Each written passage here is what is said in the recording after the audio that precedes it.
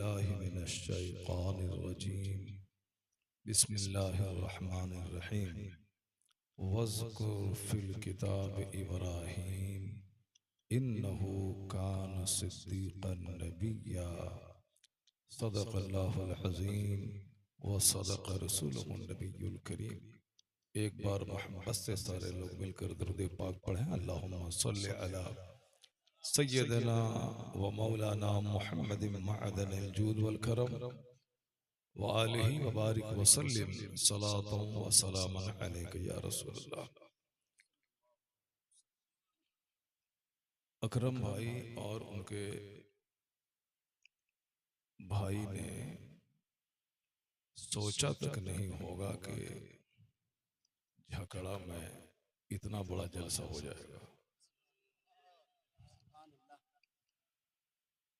उनको भी खुद गुमान नहीं होगा कि इतने लोग आ जाएंगे और इतना कामयाब जलसा हो जाए।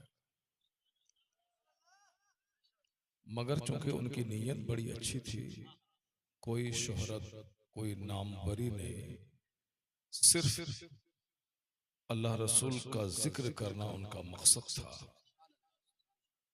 तो उस नीयत की बरकत ये हुई कि उम्मीद से ज्यादा कामयाबी से अल्लाह ने नवाज दिया। नीयत अच्छी रहती है तो अल्लाह ताला बरकतें देता है और सारे आमाल का दारोमदार नीयत पर ही होता है। और अगर नीयत बुरी हो तो हज करने के बाद भी बंदा मायूस हो जाता है। नीयत अगर बुरी हो तो जलसा जुलूस कराने के बाद आपस में लड़ाई हो जाती है, फिर जलसा बंद हो जाता है। मैंने बहुत देखा है गांव में, जलसा के बाद लड़ाई होती है और फिर हमेशा के लिए जलसा बंद हो जाता है। और नीयत अच्छी हो तो 5 नौजवान खड़े होते हैं, एक बहुत बड़ी कॉन्फ्रेंस मुनक्किद हो जाती है। मुअज़्ज़म और उनके भाई अकरम ने हमसे बताया कि हजरत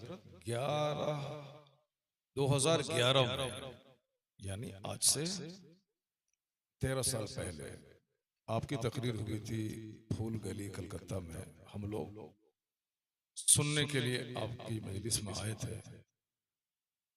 दिल में एक ख्याल पैदा हुआ कि काश अल्लाह मुझको पैसा दे दे तो हजरत को मैं अपने गांव में बुला लूं। अल्लाह ने पैसा दिया तो वो डीजे नहीं बजवाया उसमें।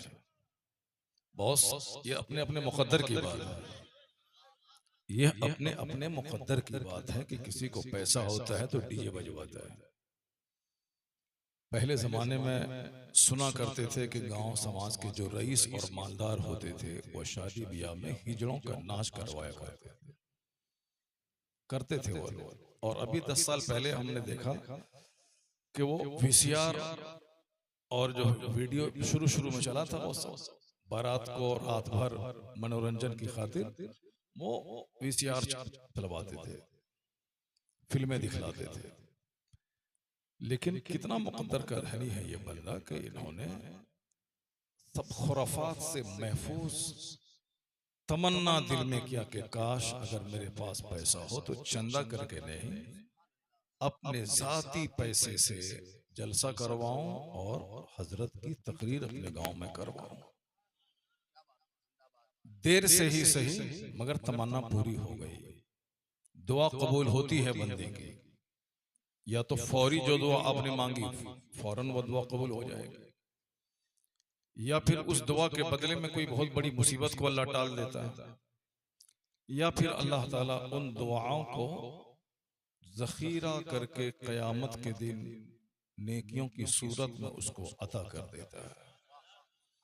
तो उस वक्त जब बंदे को बहुत सारा इनाम मिलता है तो कहता है इलाही ये किस नेकी के बदले में है। कहा जाता है कि वो जो दुआ तुमने मांगी थी और दुनिया में नहीं कबूल हुई थी उसी का इनाम है ये। तब बंदा बोलेगा कि काश मेरी कोई दुआ कबूल नहीं होती ताकि आज आखिरत में सारा इनाम मुझको मिल गया होता। हम लोग जल्दबाज हैं, जल्दी चाहते हैं कि फौरी घर मिल जाए, फौरी बेटा हो जाए। शादी हुई 1 साल के अंदर अगर कोई उम्मीद नजर नहीं आई तो परेशान हो जाते हैं। जबकि पहले जमाने में 10-10 साल औलाद नहीं होती थी, कोई परेशानी नहीं होती। 10 साल के बाद बच्चा हुआ, 15 साल के बाद बच्चा पैदा। आज हम लोग गरम और कमजोर गजा खा खा करके हमारी तबीयत भी बिल्कुल कमजोर हो गई है। शादी हुई, माँ 2 महीने के बाद टटोलने लगती है, कहीं कुछ मसला तो खड़ा नहीं हो रहा है। और फिर अगर नहीं हुआ तो अजमेर शरीफ चलो, मसौली चलो, बेलग्राम चलो और ताबीज लो। वमन यतवक्कल अलल्लाह फहुव हस्बुह, जो अल्लाह पे भरोसा करता है अल्लाह उसके लिए काफी हो जाता है। इसलिए हमेशा अल्लाह पर भरोसा रखें, अल्लाह आपकी उम्मीद से ज्यादा आपको अता करेगा। ये बंदा 700 रुपये महीना पे काम करता था 13 साल पहले। कौन? जो जलसा करवाने की सोचा था। 700 रुपये महीना कमाता था, 1100 रुपये महीना कमाता था। तो 1100 रुपये में 1 लाख का जलसा हो सकता है। लेकिन ये मुमकिन कैसे हो गया? क्योंकि नीयत अच्छी थी। अल्लाह ने वो दिन दिखला दिया कि घर मकान भी बना लिया, कलकत्ते में अपना जाती कारोबार भी स्टैंड कर लिया। और फिर वो दिन आया कि सबसे पहला काम जश्न गौसुल वरा कॉन्फ्रेंस मुनक्किद करके दिखला दिया। माशाअल्लाह, अल्लाह तबारक व तआला इनकी कमाई में बेपनाह बरकतें अता फरमाए। और इससे जहां जहां तक मेरी आवाज पहुंच रही है, वहां वहां के सारे नौजवानों को सबक लेना चाहिए कि उसे भी अल्लाह पैसा दे तो मस्जिद बनाए, मदरसा बनाए, जलसा करवाए, दीन का काम करे।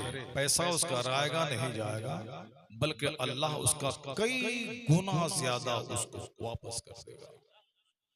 सिर्फ नियत रखें, सिंपल लिविंग, हाई थिंकिंग, यही इस्लामी नारा यही है।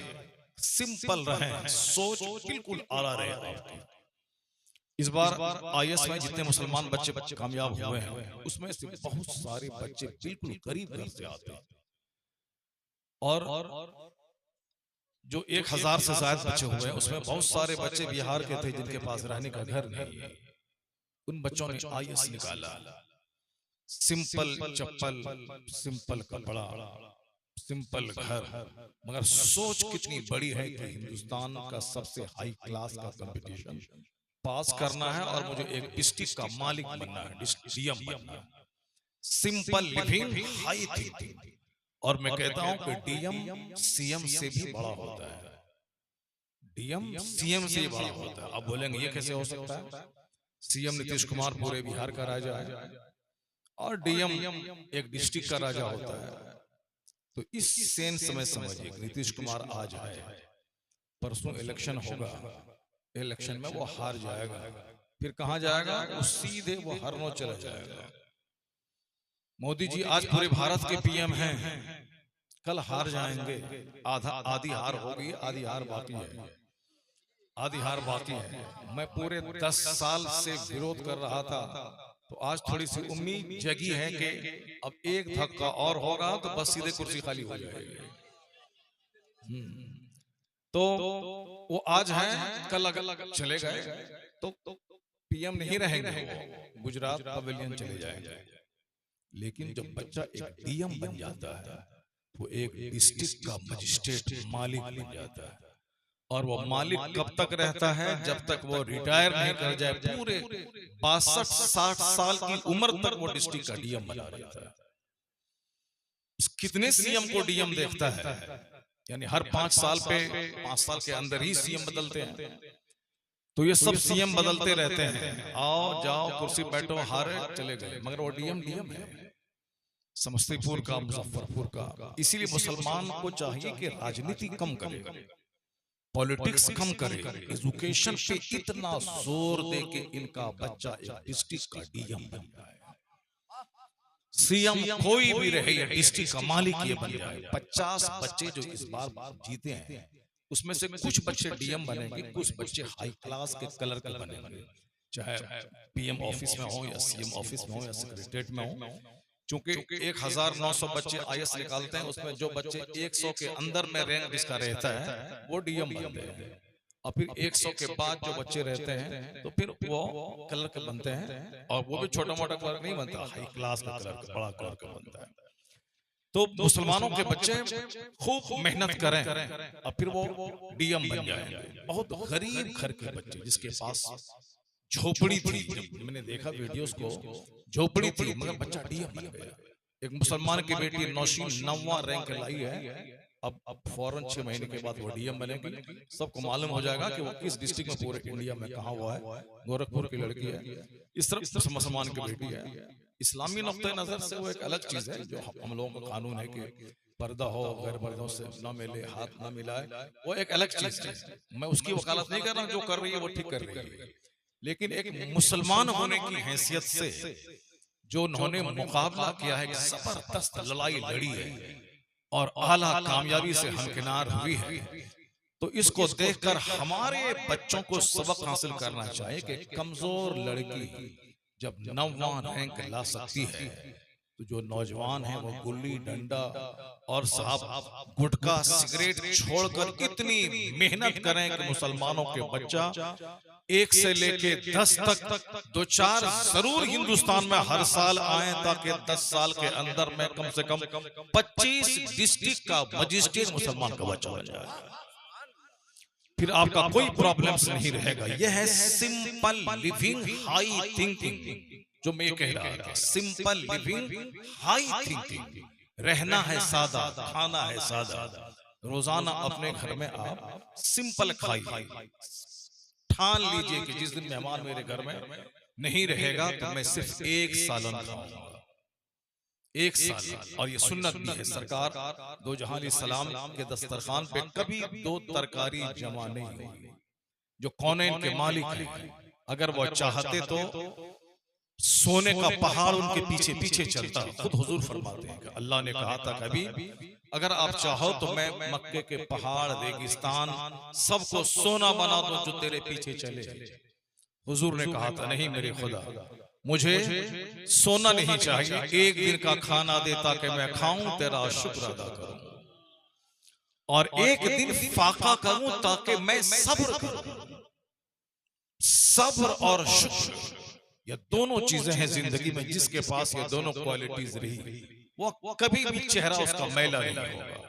मुसीबत आएगी तो बंदा सब्र करेगा, और मुसीबत ऐसा नहीं कि नहीं आएगी, आनी ही है। मैं अरबपति हूं, मेरा जवान बेटा मर गया, क्या कर सकते हैं आप? मैं साहब अरबों में खेल रहा हूं, मेरी जवान बीवी मर गई, क्या करेंगे आप? मैं अरबपति हूं, मेरी बेटी किसी मुसहर के साथ भाग गई, क्या कर सकते हैं आप? मेरा बेटा एम्स पढ़ने के लिए गया, वो बेटा वहां किसी डोमनी से शादी कर ली, क्या करेंगे आप? आप बेटे को पालते हैं, लेकिन बेशुमार बेटे हैं जो अपने बाप की नाक कटवा देते हैं। अभी कई फोन 1 हफ्ते के अंदर मेरे पास आए, एक बहुत बड़े आलिम का बेटा, जिसको अपने बेटे को आलिम नहीं बनाया था, लेकिन किसी को क्यों नहीं बनाया था कि हम मौलवी हैं, 10,000 कमाते हैं, मेरा बेटा इंजीनियर बनेगा, 1 लाख कमाएगा। इसीलिए कमाई माल की वजह से बच्चे को आलिम नहीं बनाया, बच्चा उसका ग्रेजुएट बना।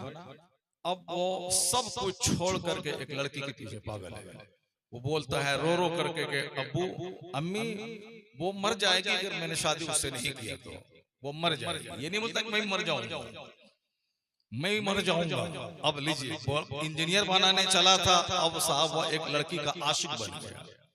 इंजीनियर तो नहीं बन पाया, आशिक बन गया। कम से कम अगर मौलाना बना दिया होता, लाज शर्म के नाते ये काम तो नहीं करता। मौलाना को अल्लाह का भी डर होता है, और ये दाढ़ी से भी शर्म आती है, समाज से भी डरता है।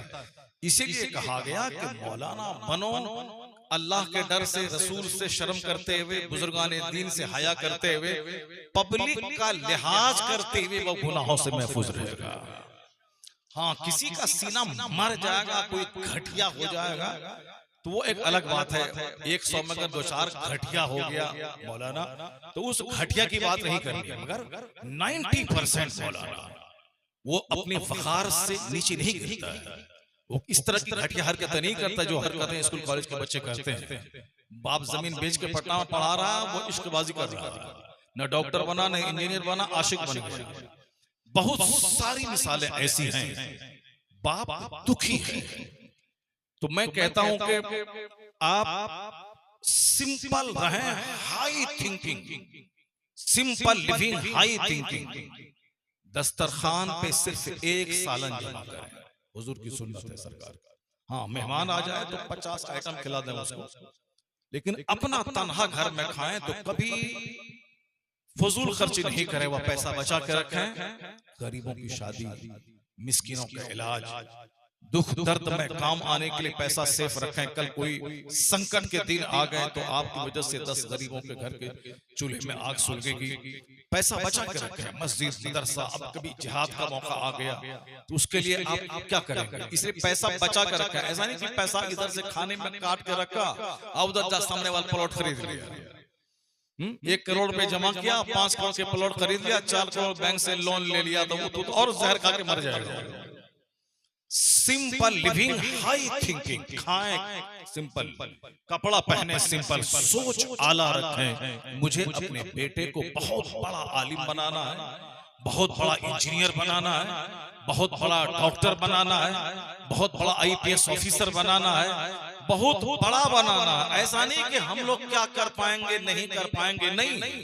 पहले ही आपकी सोच कमजोर होगी तो कुछ नहीं कर पाएंगे। आप सोच हाई रखें और रहें सिंपल।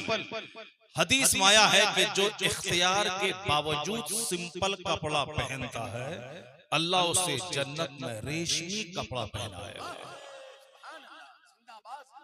जैसे मुफ्ती साहब हैं, अगर ये चाहें तो साहब 10,000 रुपए मीटर वाला कपड़ा पहन सकते हैं, क्योंकि एक जलसे में गए, नजराना मिल गया 15,000 रुपए, 15,000 में आज कपड़ा ही खरीद लेगा। जैसे आजकल वो जो नात पढ़ने वाला छोकरा सब होता है, शहबाज भाई ठीक ठाक नात पढ़ते हैं, अच्छी नात पढ़ते हैं, मगर कुछ छोकरा सब होता है जो पैसा का मुंह नहीं देखा है, जो साहब वो हिंदी में नात देख के पढ़ता है, अब पैसा का मुंह देखा। पहली बार वो 20,000 रुपए लिफाफ मिल क्या पहले जाके वो मोबाइल खरीद लेता है, मोबाइल खरीदता है और बोलता है कि आप इतना बड़ा मौलाना है, आईफोन है आपके पास? मेरे पास ये आईफोन देखिए, ये हमको दिखलाता है, आईफोन देखिए। और 2 आईफोन रखे हुआ है, एक नाथखा है, वो 2 नाथफोन रखे हुआ है। बस कम उम्र का नाथखा जो छोकरा जिसको हम कह रहे हैं, कम उम्र का वो नाथ पड़ा। ऐसा नहीं कि पैसा अल्लाह ने दिया है तो अब मैं सबसे पहले उम्रा करूं, सबसे पहले मदीना जाऊं, सबसे पहले बाप को उम्रा करवाऊं, सबसे पहले माँ को हज करवाऊं। नहीं, बस सबसे पहले वो आईफोन खरीद लूं। हम इतना कमाते हैं, एक रात में अल्लाह ताला दूसरों के जरिए से 60, 70 हजार रुपए नजराने दिलाता है, जबकि एक रात के नजराने से मोबाइल में खरीद सकता हूं। मगर आज तक मैंने आईफोन नहीं खरीदा, आईफोन मैंने आज तक नहीं खरीदा, और आज तक मैंने बहुत महंगा कपड़ा नहीं पहना।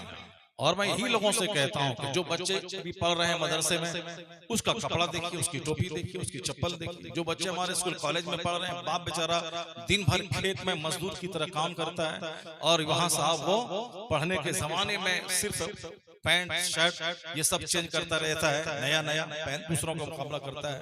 सिंपल रहें। एक डॉक्टर हमारे इलाके का है, PMCH पटना में पढ़ता था, पढ़ने के जमाने में टूटी चप्पल पहनता था और कपड़ा बिल्कुल फटा हुआ रहता था अच्छे बड़े घराने का, लेकिन सिंपल, सिर्फ पढ़ने से फुर्सत नहीं थी कि वो बाल में कंघी करे।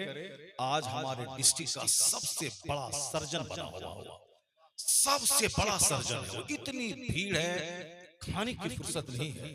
रोजाना कितने ऑपरेशन वो करता है, और हाथ में अल्लाह ने वो शिफा दे दी है कि छू दे बस मरीज को शिफा मिल जाती है। कौन? वही जिसकी चप्पल टूटी रहती थी पढ़ने के जमाने में। हमारे बच्चे चूंकि ये सब बातें जानते नहीं है, इसीलिए वो सोचता है कि बाप को चूज करके पढ़ने के जमाने ही में सब शौक पूरा कर लें, खाने का शौक, पहनने का शौक, मोबाइल का शौक। इतना शौक हमारे बच्चों को हो गया है कि किताब नहीं खरीदता है, मोबाइल खरीदता है। जबकि हमको आज याद है कि मैं 16 साल की उम्र में जब नमाज पढ़ाने एक देहात में गया था, वहां मुझको पैसा मिला था 50 रुपए। मैं वहां से लौटते हुए इंग्लिश और उर्दू की मोटी डिक्शनरी में खरीद के आया था, जबकि हमारे पास और भी बहुत सारी जरूरतें थी। मगर 50 रुपए, ये 1987-88 की बात है, 50 रुपए उस वक्त नजराना मिला था। बहुत पैसे हो गए उस टाइम में 50 रुपए, मगर मैं चाहता 50 रुपए से रसमलाई खा लेता या और कुछ खरीद लेता, लेकिन मैंने उस पैसे से इंग्लिश की आज तक वो डिक्शनरी मेरे पास मौजूद है। जब मैं उसको देखता हूँ, वो ईद की नमाज का नजराना मुझको याद आ जाता है। वो डिक्शनरी आज तक मेरे पास मौजूद है। एक जुनून जब दिमाग पे आता है कि मुझको पढ़ना है, तो कहीं से भी कुछ आमदनी आई, वो कपड़ा नहीं खरीदता है, सबसे पहले वो बुक्स खरीदना चाहता है। ये बात मैं मदरसे के सारे बच्चों से भी कहता हूं और स्कूल कॉलेज के बच्चों से भी कहता हूं, दिमाग पे हाई थिंकिंग रखना। मुझको बड़ा आदमी का मतलब ये नहीं कि खूब खाना खा के सीना ताल के डकार के दूसरों को जलील समझना है, नहीं। बड़ा आदमी का मतलब सबसे ज्यादा खाकसार आदमी, सबसे ज्यादा सिविलाइज्ड आदमी, सबसे ज्यादा ऑनेस्ट आदमी और दुनियावी मर्तबे के एतबार से आला तालीम याफ्ता आदमी। तो हुजूर ने क्या फरमाया, जो ताकत के बावजूद अच्छा कपड़ा पहनना छोड़ देगा, अल्लाह ताला उसको जन्नत में रेशमी कपड़ा पहनाएगा। अब चूंकि हमारे प्रधानमंत्री जी को ये सारी हदीसें मालूम है नहीं और सुनना भी नहीं चाहता है, इसीलिए 7 लाख का वो सूट पहनता है। सोचता है कि चलो न बीवी न बच्चा न आगे न पीछे, झोला उठाए कमंडल चल दे, तो कम से कम जब तक है कुर्सी पे कम से कम 7 लाख का सूट तो पहन ले। जब तक जिंदा है और कोई शौक तो है नहीं, इसी शौक को पूरा करते हैं हम लोग। मौलवी आदमी क्या जैकेट पहनेंगे, जो जैकेट वो पहनता है एक जैकेट दोबारा रिपीट ही नहीं करता है। वो 30 दिन में कितने भाषण देते हैं और हर भाषण में अलग अलग जैकेट। हम लोग क्या पहनेंगे शहबाज भाई, हम लोग क्या पहनेंगे वो जैकेट जो प्रधानमंत्री पहनते हैं, क्योंकि उनको पहनने का शौक है, पहनने का शौक है। अगर ये हदीस बात सुन ले, शायद कि उसके दिल में चोट लगे, वो देख ले कि हिंदुस्तान में 140 करोड़ लोग रहते हैं और सबसे अदना दर्जे का जो हिंदुस्तानी है, उस बेचारे को कायदे से बनियान मुयस्सर नहीं है। सही राजा वो होगा जो उस अदना आदमी के दर्द को महसूस करते हुए अच्छा पहनना छोड़ देगा। सही राजा की पहचान यही है कि वो रियाया के दर्द को महसूस करे। हुजूर ने क्या कहा, इख्तियार ताकत है, ऐसा नहीं कि पैसा ही नहीं है तो क्या पहन क्या खरीदेगा। पैसा है, उसके बावजूद अच्छा खाना अच्छा पहनना, बंदा तर्क कर दे, सिंपल रहे और सोच हाई रखे कि मुझको समाज का सेवक बनना है, समाज की खिदमत करनी है, गरीबों मिस्किनों को देना है, मुझको आला काम करनी है, फला गांव में 5 मंजिला मस्जिद है, मुझको उसी तरह की मस्जिद तामीर करवा देनी है, शानदार वजू खाना बनवाना है, शानदार कालीन बिछा देना है, मुझको जबरदस्त काम करना है। अल्लाह ने पैसा दिया तो समाज के सारे गरीबों को बुला करके गौसे पाक के लंगर के नाम पे सबको खाना खिलाना है। सिंपल रहे, सोच हाई रखें। हदीस माया है कि जो बंदा जैसा सोचता है, अल्लाह तबारक व तआला उसकी सोच से ज्यादा उसके करीब हो जाता है। आप कमजोर सोच कभी नहीं रखें। और एक हदीस पाक और सुना, जब बात आ गई है, हम हक पर हैं। हुजूर ने फरमाया, जो हक पर रहने के बावजूद लड़ाई छोड़ दो, जो हक पर, जैसे मैं हक पर हूं, यहाँ तो हक ना हक लोग लड़ाई करते हैं, ना हक लड़ाई, वो जानबूझकर लड़ाई ढूंढता है, जानबूझकर वो झगड़ा ढूंढता है और झगड़ा थोपता है। हदीस माया है, जो हक पर रहने के बावजूद लड़ाई छोड़ दे, अल्लाह उसकी इज्जत को बढ़ा देता है। जरा जोर से बोले सुभान अल्लाह। कहां जा रहे हो? पानी क्यों? तकरीर हम कर रहे हैं, तुम कर रहे हो? तकरीर करने में एनर्जी लॉस होती है और मैं अभी बीमार हुआ, कल हॉस्पिटलाइज था मैं, और इसलिए मैं गोंडा का प्रोग्राम छोड़ करके मैं यहाँ कल ही आ गया और पानी मुझ पर चढ़ा, हॉस्पिटल में था, मगर उसके बावजूद अभी मैं 3 घंटा बोलने के मूड में हूँ। सुभान अल्लाह। और आधा घंटा जुमा में बोला हूँ और 1.5 घंटा यहाँ बोलूंगा, 3 घंटा हो जाएगा इंशाअल्लाह। अल्लाह तबारक व तआला हम सबों को गुफ्तगू सुनने की तौफीक अता फरमाए। और अल्हम्दुलिल्लाह अगर इसी हालत में जैसे भी मैं बोल रहा हूँ, अगर इस तरह बोलता रहा तो पानी पीने की नौबत भी नहीं पड़ेगी। और ऐसे मैं पानी अक्सर पीता भी नहीं हूँ तकरीर के दौरान। पानी तो हमारे प्रधानमंत्री जी पीते हैं, खूब पीते हैं। और बात में पीते हैं, 15 अगस्त को पीते हैं, 26 जनवरी को पीते हैं। अभी इलेक्शन में इतना पानी पिया है कि मत पूछिए। तो उनको हम लोगों की तकरीर सुननी चाहिए। उन लोगों को अगर तकरीर हमारी सुन ले तो फिर उनको भी तकरीर करने का सलीका आ जाएगा कि दौरान खिताब पानी कौन पीता है? जो झूठ बोलता है वो पानी पीता है, और जो कुरान और हदीस बोलता है, बोलता जाता है, एनर्जी मिलती चली जाती है। हक बोलिए, सच बोलिए, कुरान बोलिए, हदीस बोलिए, सच्ची बात बोलिए, अंदर से इनर एनर्जी आपको मिलती चली जाएगी। डॉक्टर लेविल पावेल कहते हैं, the Quran word to word is the resource of energy. कुरान हर्फ बहर्फ ताकत हासिल करने का एक जरिया है, जो रीडर और लिसनर, पढ़ने वाला सुनने वाला, दोनों को बराबर वो ताकत मुंतकिल करता रहता है। इसलिए कुरान सबसे ज्यादा कुरान पढ़ें, अखबार नहीं, सबसे ज्यादा कुरान पढ़ें। कोई सिविक्स और फिजिक्स, केमिस्ट्री, बायोलॉजी नहीं, दूसरी सारी चीजें बाद में पढ़ें, पहले कुरान पढ़ें।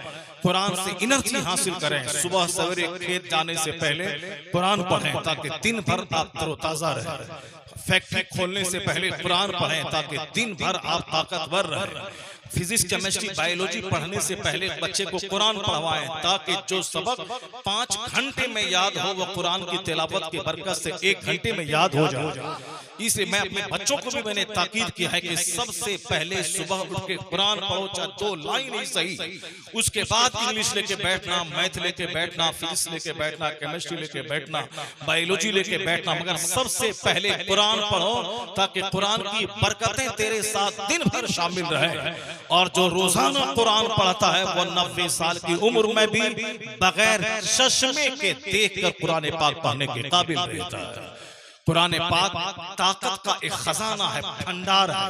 अगर यकीन नहीं आए तो 40 दिन आप रोजाना अपने घर में कुरान पाक पढ़ के देखिए, किस कदर अंदर से आपको फ्रेशनेस फील होगी, किस कदर आप फरहत महसूस करेंगे। अभी आज एक बात हुई, एक हाजी साहब से, किडनी का मर्ज उसको है, डायलिसिस हफ्ते में 2 बार होता है। वो बोला, हजरत मैं भी बरेली शरीफ गया था और 2 दिन में वहां ठहरा। डायलिसिस मैंने एम्स में कराता हूं, मगर मैंने बरेली में करवाया, मिशन हॉस्पिटल में करवाया। मैंने ठान लिया था मुझको बरेली जाना, अब तो मरना ही है, मगर बरेली जाऊंगा।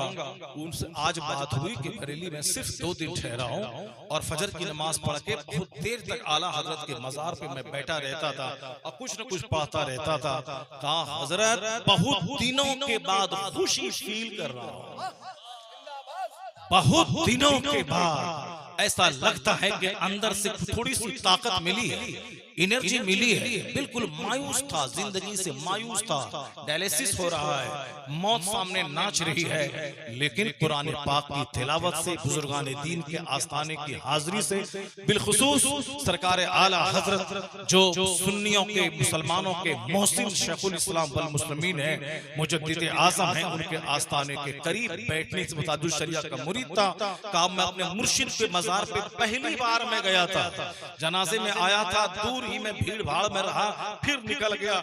उसके बाद मैं पहली बार आया, इतना सुकून मिला कि अब मैंने ठान लिया है कि हर 2 महीने के बाद मैं जरूर आया करूंगा, जब तक जिंदा रहूंगा मैं आया करूंगा। इसलिए मैं आपको मैसेज देता हूं, ऐसा नहीं है कि जो ये सब बोलने की बातें हैं, मौलाना साहब को तकरीर करना है तो 2 घंटा बोलना है तो क्या बोलेगा, यही सब बातें बोल के 2 घंटा कंप्लीट कर देंगे और चले जाएंगे। ये मौलाना है, आए हैं, घड़ी देख रहे हैं, 1 घंटा बोलना है। कुछ अशार पढ़ा, कुछ लतीफा बोला, कुछ काफिया और हदीफ को मिलाया, कुछ बगैर सर पैर के जुमले बोले, वमा अलैना बोला, अपना खेल खत्म, पैसा हजम।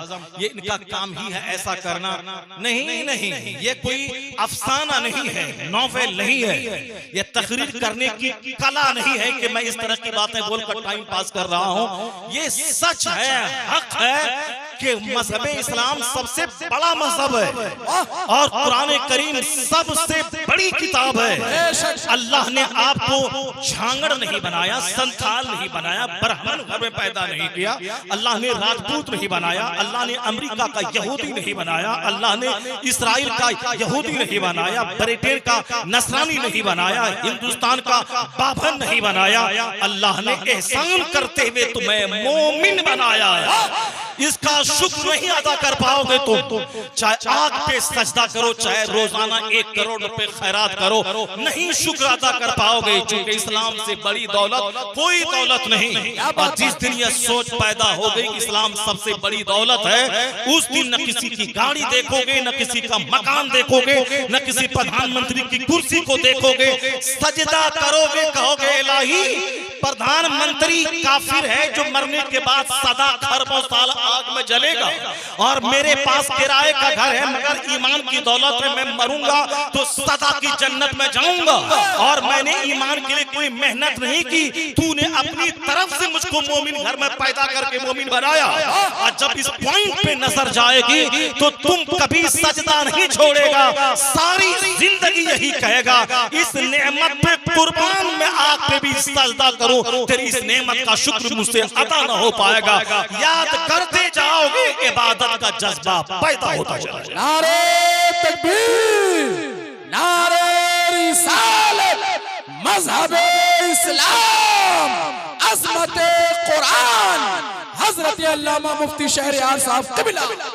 चूंकि हमारी सोच पॉजिटिव नहीं है, हमेशा निगेटिव सोचना है कि अल्लाह ने हमको मकान नहीं दिया, अल्लाह ने हमको गाड़ी नहीं दी, अल्लाह ने हमको माल नहीं दिया, अल्लाह ने उसको सब कुछ दिया है, उसको दिया है तो वही अजमेर जाए, वही नमाज पढ़े, हम क्यों जाएं, उसको दिया है तो वही अजमेर जाए, वही इफ्तारी रोजेदार को खिलवाए, वही साहब जलसा करवाए, हमको नहीं दिया है तो हम क्या करें। निगेटिव नहीं, हमेशा पॉजिटिव सोचें, नेमतों पे गौर करें कि अल्लाह ने जो मुझे जबान दी है, इस जबान का शुक्र अदा हो पाएगा। लाखों करोड़ों लोग गूंगे हैं, क्या चाहते हैं कि मेरे पास सोने का घर हो और मैं गूंगा हो जाऊं? नहीं, कोई नहीं चाहेगा। सोने का घर लेके मैं क्या करूं, चाट के खाऊंगा उसे? मरना तो है, उसी 2 गज जमीन तारीख अंधेरी कोठरी में जाना होगा। ये सब कुछ या तो बच्चा उस पर ऐश करेगा या कोई लुटेरा लूट के लेके चला जाएगा। हमको पॉजिटिवली सोचना है कि ये नहीं मिला, वो नहीं मिला, इस पर सोचेंगे तो पागल हो जाएंगे और सारी जिंदगी दुखी रहेंगे, सारी जिंदगी चेहरा आपका लटका हुआ रहेगा। सकारात्मक सोच, अल्लाह ने मुझे आंख दी है, जिस आंख की कीमत आधी दुनिया की सल्तनत भी नहीं है। एक बहुत बड़े बादशाह जिसके पास 7 ममालिक का बादशाह है, लेकिन उसकी बीनाई छिन गई, वो अंधा हो गया। उस बादशाह से कहा जाए कि आंख तेरी मिल जाएगी, तू क्या देगा? बादशाह ही बोले कि आधी सल्तनत में दे दूंगा, मुझको आंख चाहिए। क्योंकि हमारे पास फ्री में आंख मिली हुई है, इसलिए इस आंख की कदर नहीं है। लेकिन जब अंदर का पानी सूख जाता है, अमेरिका का डॉक्टर 50 करोड़ लेने के बाद भी बीनाई नहीं लौटा पाता। ये बाहर में झिल्ली हो गई, ऑपरेशन किया, आंख तेज हो गई, मोतियाबिंद का झाला पड़ा, ऑपरेशन कर दिया, आंख तेज हो गई। मगर अंदर में जो ओरिजिनल वाटर है वो अगर सूख जाए, अमेरिका का डॉक्टर भी नहीं दे पाएगा। और जिसके पास ऐसा हो गया वो अमेरिका से लौट के आया, बीनाई उसकी नहीं लौट के आई है। तो अब बताएं कि इतने खर्च करने के बाद बीनाई नहीं मिली, मगर अल्लाह ने आपको दे दिया है बीनाई। आप सारा संसार देख रहे हैं, बीवी बच्चों को देख रहे हैं, अपने घर मकान को देख रहे हैं। अगर इस पर नजर आपकी रहेगी तो कभी फजर नहीं छोड़ेंगे आप, कभी जोहर नहीं छोड़ेंगे, कभी असर नहीं छोड़ेंगे, कभी मगरिब नहीं छोड़ेंगे, कभी ईशा नहीं छोड़ेंगे। क्योंकि आपने पॉजिटिव सोचा ही नहीं, आप हमेशा नेगेटिव सोचते हैं। उसको घर मिला, मुझको नहीं मिला, वो 50 लाख महीने में कमाता है, हमारे पास नहीं है। उसका बेटा डॉक्टर बन गया, मेरा बेटा चपरासी में नहीं बना, हम क्यों जाएं अजमेर, हम क्यों फातिहा दिलाएं, हम क्यों लंगर खौसा करवाएं। नेगेटिव सोचेंगे, हमेशा तनाव में रहेंगे, हमेशा टेंशन में रहेंगे, हमेशा ब्लड प्रेशर हाई रहेगा। नहीं है, हमें नहीं है, डिप्रेशन में चले जाएंगे, या डिप्रेशन में जाएंगे या ब्लड पर हाइपर टेंशन में चले जाएंगे। और ये दोनों चीज लकवा पैरालिसिस को दावत देती है। चाहे डिप्रेशन में जाए, पैरालिसिस का खतरा है कि हाथ पांव बिल्कुल बेकार मफलूज हो जाएंगे, या फिर हाइपर टेंशन में आपके बीपी हाई हुई, बिल्कुल आप मफलूज हो जाएंगे। इन दोनों से बचने का एक तरीका है, वह तरीका कौन सा है? गौर से सुनिएगा। आज हमारे मुल्क के प्रधानमंत्री कहते हैं कि नौकरी के लिए पढ़ाई मत कीजिए, नौकरी मिल जाए अलग बात है, मगर नौकरी के लिए मत पढ़िए। पढ़ने का मकसद है अच्छा इंसान बनना, समाज का सभ्य शहरी बनना, नेक बनना।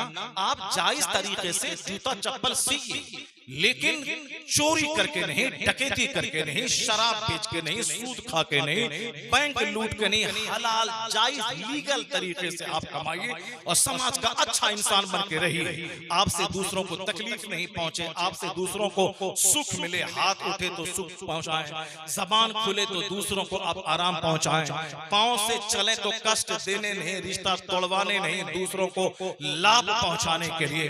तो प्रधानमंत्री आज कहते हैं कि आदमी वही है जो अपने से दूसरों को लाभ पहुंचाए, जो नकारात्मक सोच से ऊपर उठे, हमेशा पॉजिटिव सोच रखे। पढ़ने का मतलब है अच्छा इंसान बनना। अच्छा इंसान वो है जो अपने से दूसरों को फायदा पहुंचाए। अच्छा इंसान वो है जो हमेशा दूसरों को लाभ पहुंचाए। लाभ पहुंचाने वाला आदमी प्रेशर हाई का शिकार कभी नहीं होता, क्योंकि उसका दिल दूसरों को लाभ पहुंचा के खुश होता है। और जब दिल खुश होता है तो कभी उसको डेंजरस बीमारी नहीं होगी। जब दिल नाराज होता है, जब दिल को दबाया जाता है, जब दिल के खिलाफ काम किया जाता है, जब हार्ट बीमार हो जाता है, तब डेंजरस बीमारियां पैदा होती हैं। दिल को खुश रखने का तरीका है कि दूसरों को खुशी प्रदान करें, दूसरों का कष्ट दूर करें, दूसरों के संकट का मोचन करें, संकट मोचक बन जाए, दूसरों की तकलीफ को दूर करने वाला बन जाए।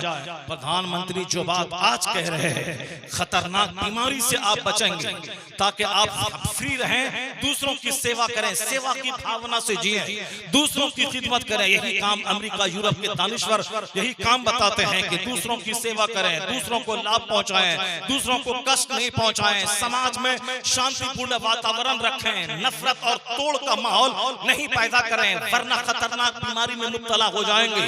बीमारी पे कंट्रोल नहीं है। जहां टेंशन हुआ शुगर होगा, जहां टेंशन हुआ हार्ट की बीमारी होगी, जहां टेंशन हुआ ब्लड प्रेशर नॉर्मल एबनॉर्मल हो जाएगा, नॉर्मलसी खत्म हो जाएगी। ये सारी चीजें जो कि सारी बीमारियां मैदा से निकलती हैं, और मैदा जब नकारात्मक सोच से जख्मी होता है, सारी बीमारियां हार्ट से निकलती हैं, और नकारात्मक सोच से हार्ट बीमार हो जाता है। हमेशा अपने से कमजोर लोगों को देखा करें, जो आपसे कमजोर हैं, जिसके आपके पास कपड़ा है, जिसके पास नहीं है, आपके पास पाँव है, जिसके पास पाँव नहीं है, आपके पास बाइक है, जिसके पास बाइक नहीं है। हमेशा अपने से कमजोरों को देखा करें ताकि आपको लगे कि हाँ, मेरे पास बहुत सारी नेमतें हैं। जो पैगाम आज अमेरिका यूरोप के दानिश्वर दे रहे हैं, जो बात हिंदुस्तान के प्रधानमंत्री आज कह रहे हैं, खुश हो जाएं कि 1400 साल पहले जिस वक्त न कोई कॉलेज था, न यूनिवर्सिटी थी, न इस तरह के उपदेशक दुनिया में मौजूद थे कि हर कदम कदम पे उपदेशक एडवाइजर मौजूद हैं। उस जमाने में एक कॉलेज नहीं था दुनिया में,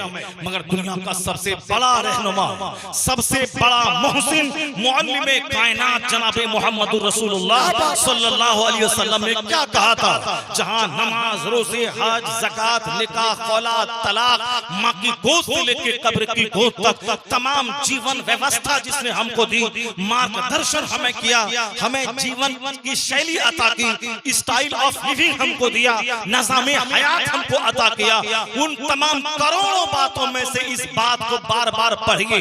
हुजूर ने कहा है, खुश रहने का तरीका है, उन्जुरू इला मन हुवा अस्फला मिनकुम वला तंजुरू इला मन हुवा फौककुम, यानी उनको मत देखो जो तुमसे माली एतबार से बड़ा है, वरना उसको देखेगा तो तू नर्वसनेस का शिकार हो जाएगा।